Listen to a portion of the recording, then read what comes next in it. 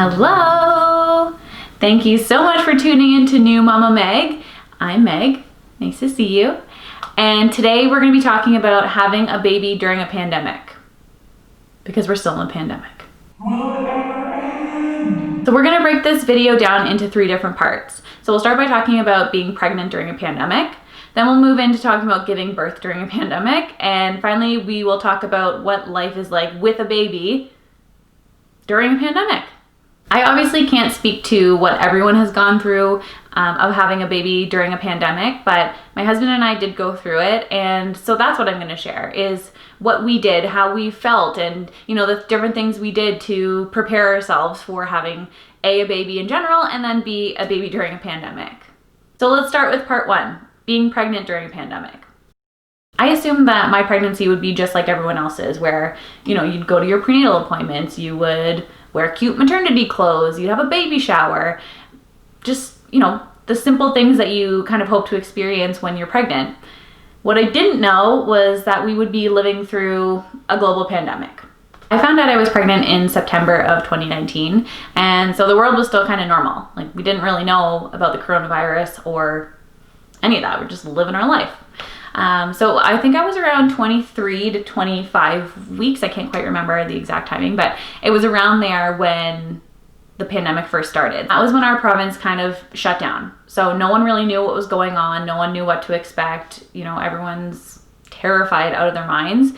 And so that was when I kind of went on lockdown. The only time I went out was when I had a prenatal appointment. So I didn't do any of the groceries. I didn't go to the stores.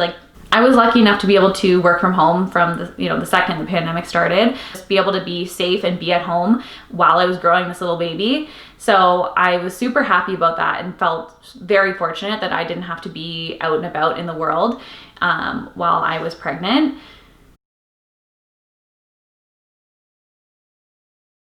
That can be really hard when you're pregnant because your emotions are all over the place. You're experiencing this whole new thing with your body that you don't really know how to deal with.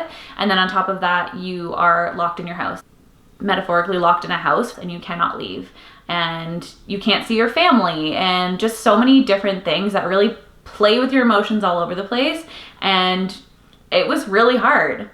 Luckily, I tend to be kind of a glass half full person, so I usually try and look at the bright side of things and try and find the positive in everything. So, I think that's the only way I really got through this, with a smile on my face. Another thing with being pregnant during a pandemic is you do have to go to these prenatal appointments by yourself. So a lot of the things that, again, I had hoped we would get to experience, we didn't, because my husband was not allowed to come with me. He wasn't allowed to be there and, to take in all the information, to ask the questions and all that stuff. So if you've seen a midwife before or you're seeing a midwife now, you know that your frequency of appointments starts to pick up around 28 weeks. So you start to go bi-weekly. And when the pandemic started, there was so much up in the air. There were so many questions, and I didn't know if I would get to be able to go to all of my appointments. And it's something to kind of look forward to when you're pregnant. You get to go and you get to hear the heartbeat and you get measured, make sure everything's on track. And so that was all up in the air whether or not that was going to happen. So there was talk of virtual appointments or just phone calls, and, being a first time pregnant lady, that's really scary because, again, you have so many questions and you just want to go and make sure everything is okay. So once I hit 28 weeks, they didn't pick up the frequency of the appointment, so I wasn't going bi-weekly at that point.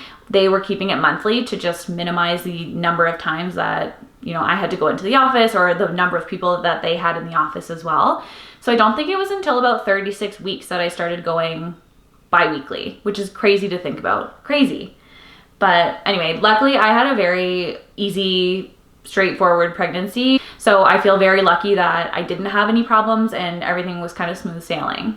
So when I did go for these appointments, I did have to go by myself. So my husband and I would prepare, any questions that I had, and also my mom would weigh in on them because she always had 10,000 questions too.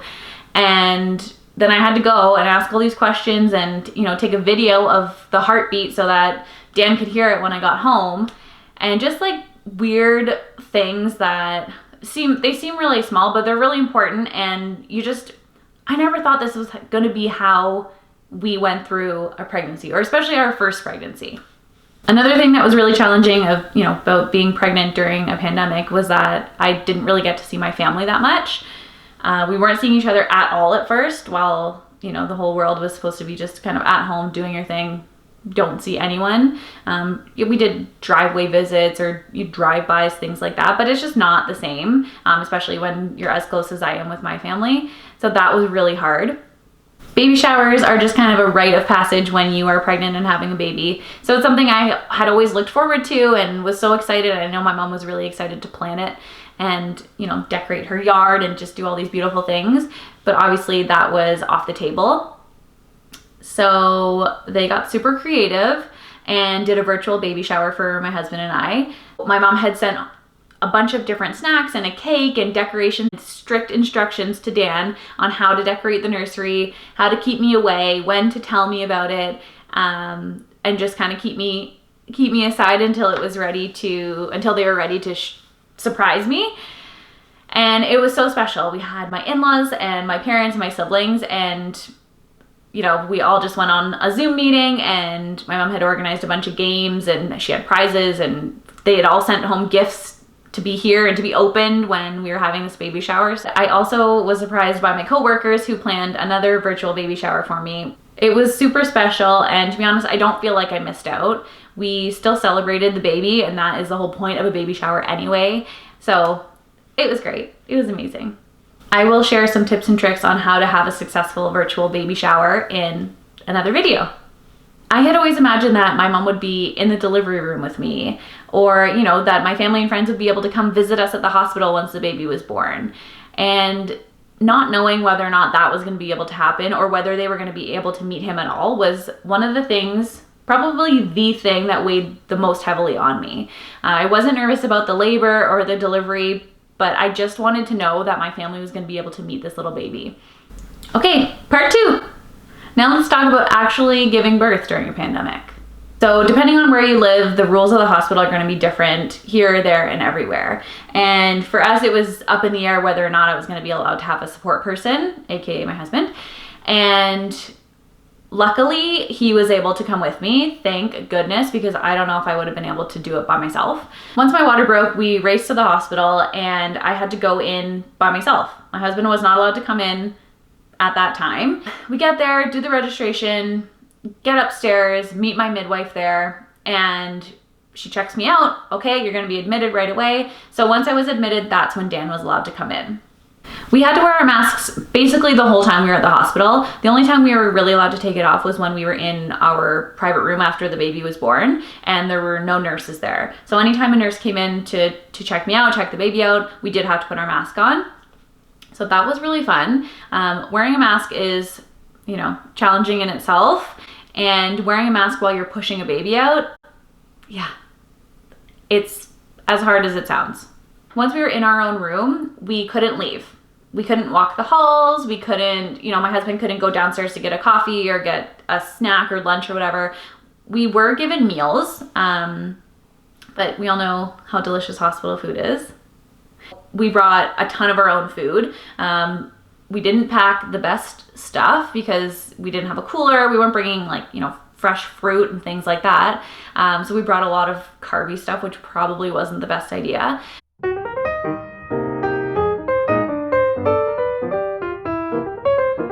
But, again, we've never done this before. So we just did what we thought at the time. We've learned our lessons since then. But, and hopefully we don't have to deal with this the next time we have a baby, but we did what we thought was best. I know a lot of moms who have had babies, within the last 6 months or so, and one of the things that the hospital is doing is discharging you as soon as you can leave, basically, as soon as you're comfortable and you're healthy and the baby's good. So some of the moms I know have been discharged within 3 hours of having the baby, and that just is crazy to me. It's so scary, but anyway, I know they would only do it if it was safe and everyone was comfortable, so that's fine.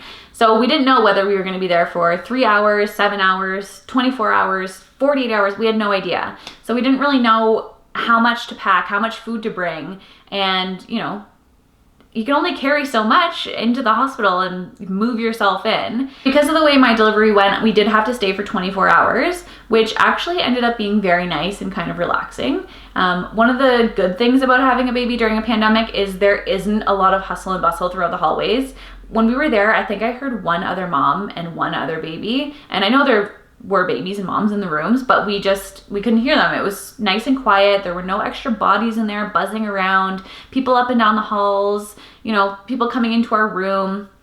So as much as I would have loved for our family to come and visit and see the baby as soon as he was born, it was actually really nice for us to just have that time to ourselves to kind of, enjoy our little baby, regroup, take a minute to just think about what happened and just relax a little bit. Part 3. What the heck do you do with a baby when you get home during a pandemic? Let's go there. So we had actually arranged with my mom that she was going to kind of move in with us for 2 weeks once the baby was born, because again, we didn't know how my delivery was going to go, if we were going to have any issues. We also just had a new baby and didn't know what the heck we were doing. And, I love my mom. I just wanted her to be here to be able to help us just figure it all out. So she actually quarantined for 2 weeks before the baby was born. When we got home, it was just us. Nobody was here. Which again was not really how I had imagined it, but it was fine. Shortly after, my mom came over and met the baby, and it was such a special and incredible moment. We had also decided that we were comfortable having our family in our house, but not necessarily to hold the baby, which sounds crazy when I say it out loud. And I remember feeling so sad and so uncomfortable that my dad and my sister and Dan's parents, they couldn't just come in and scoop the baby up.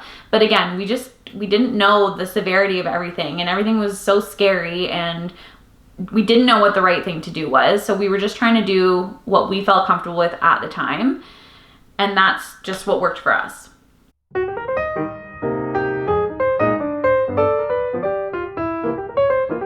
As time went on, our immediate family was able to hold the baby. They were still wearing masks for a while. I can't even remember. It was probably a couple months that our family wore masks until we finally said, okay, again, we're comfortable with this. We know no one is doing anything to put anyone at risk, so we're comfortable with you holding the baby without a mask. And now we're at a point again where the province has decided that we're basically shut down, and family is not seeing family again, and it's awful and it sucks, but what can we do? One of the things I'd really look forward to about, being on maternity leave and having a baby was that I would get to meet a bunch of new moms and find some little friends for Finn. So I was going to do the mommy and me at the library and go swimming and, just do all the things that you do when you have a baby and you're on maternity leave. And of course, all of that stuff was canceled. Couldn't do any of that. So here I am, a new mom, I'm home by myself. Yes, I was seeing my mom, which was great. But, I'd always dreamed of making these new mommy friends. Over the course of the pandemic, people have gotten very creative, very, very creative. So our local library actually does a virtual mommy and me. So it's fun. Again, it's not what I had imagined, going there and singing the songs and clapping the hands, but it's something that Finn and I get to do together. And, we're virtually meeting some moms in our area, which is really nice. Another thing that I did to make some mom friends, aside from the virtual mommy and me, was that I started a walking group in my neighborhood, and I will share some more details on that in another video, just how to kind of get yourself more involved. But that was super helpful for me. I just found that, having something to look forward to every week was amazing. It made all the difference. So here we are. Finn is 7 months old. I have 5 more months left on my maternity leave. I can't believe that. But it has not been what I imagined it would be. I am just so happy and thankful that I have somewhere safe to be, and I have this healthy, amazing little boy.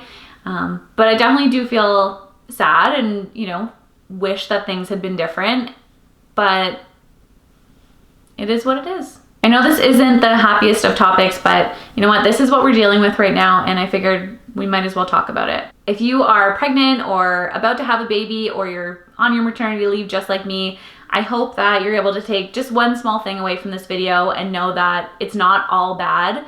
We will get through this, and hopefully our next maternity leave will be a little bit more normal. If you liked today's video, please don't forget to like and subscribe. I will see you guys next week, and have a great week. Bye.